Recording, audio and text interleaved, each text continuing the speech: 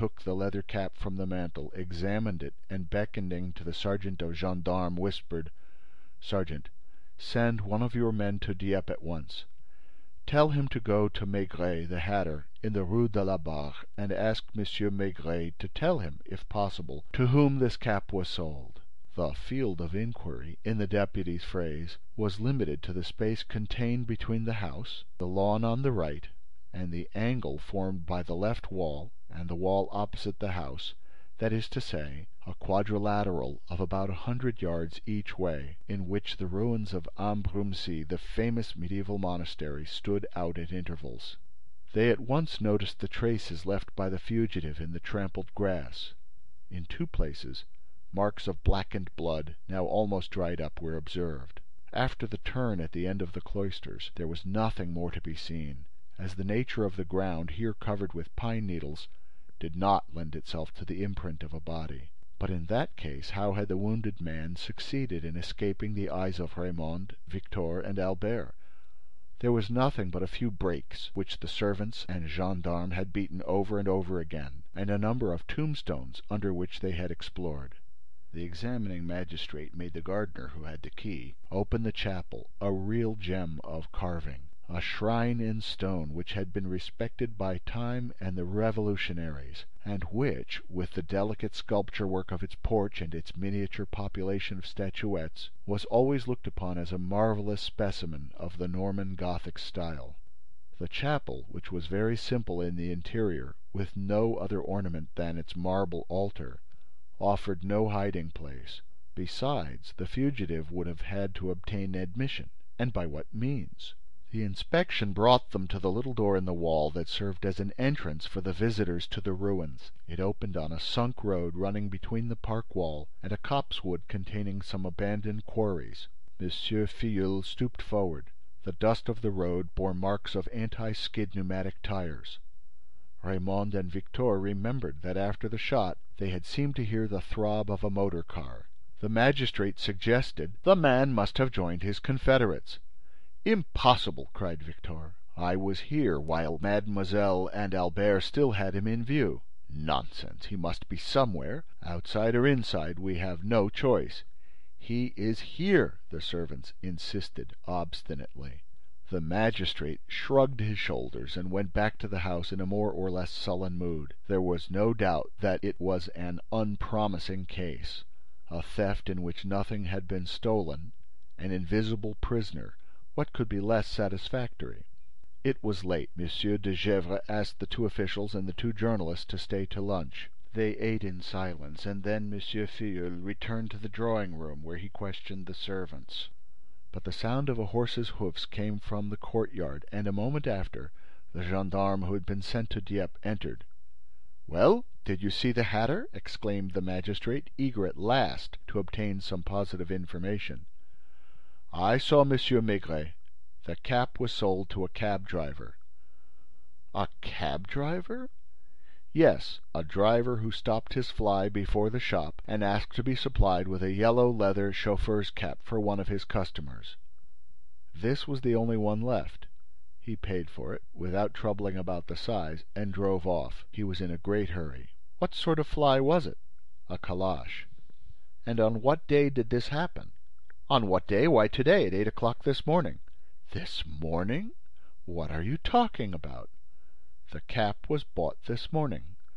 "But that's impossible, because it was found last night in the park. If it was found there, it must have been there, and, consequently, it must have been bought before." "The hatter told me it was bought this morning." There was a moment of general bewilderment. The nonplussed magistrate strove to understand. Suddenly he started, as though struck with a gleam of light. "Fetch the cabman who brought us here this morning. The man who drove the calash. Fetch him at once." The sergeant of gendarmes and his subordinate ran off to the stables. In a few minutes the sergeant returned alone. "Where's the cabman?"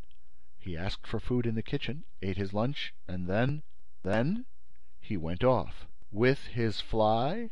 "No, pretending that he wanted to go and see a relation at Ouville, he borrowed the groom's bicycle. Here are his hat and greatcoat." "But did he leave bareheaded?" "No, he took a cap from his pocket and put it on." "A cap?" Yes, a yellow leather cap, it seems." "A yellow leather cap? Why, no, we've got it here." "That's true, Monsieur le Juge d'Instruction, but his is just like it." The deputy sniggered. "Very funny, most amusing. There are two caps. One, the real one, which constituted our only piece of evidence, has gone off on the head of the sham flyman. The other, the false one, is in your hands. Oh, the fellow has had us nicely!" "Catch him! Fetch him back!" cried M. Filleul. "Two of your men on horseback, Sergeant Quevillon, and at full speed." "He is far away by this time," said the deputy. "He can be as far as he pleases, but still we must lay hold of him." "I hope so, but I think, Monsieur le Juge d'Instruction, that your efforts should be concentrated here above all. Would you mind reading this scrap of paper which I have just found in the pocket of the coat?" "Which coat?" "The driver's." And the deputy prosecutor handed M. Filleul a piece of paper, folded in four, containing these few words written in pencil, in a more or less common hand: "Woe betide the young lady if she has killed the governor." The incident caused a certain stir. "A word to the wise," muttered the deputy. "We are now forewarned."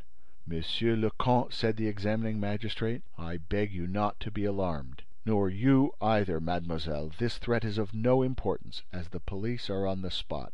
We shall take every precaution, and I will answer for your safety.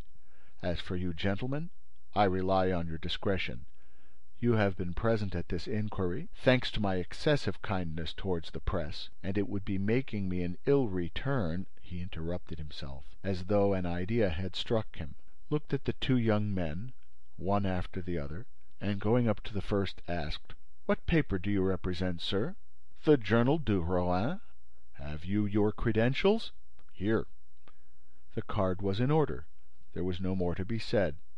M. Filleul turned to the other reporter: "And you, sir?" "I?" "Yes, you.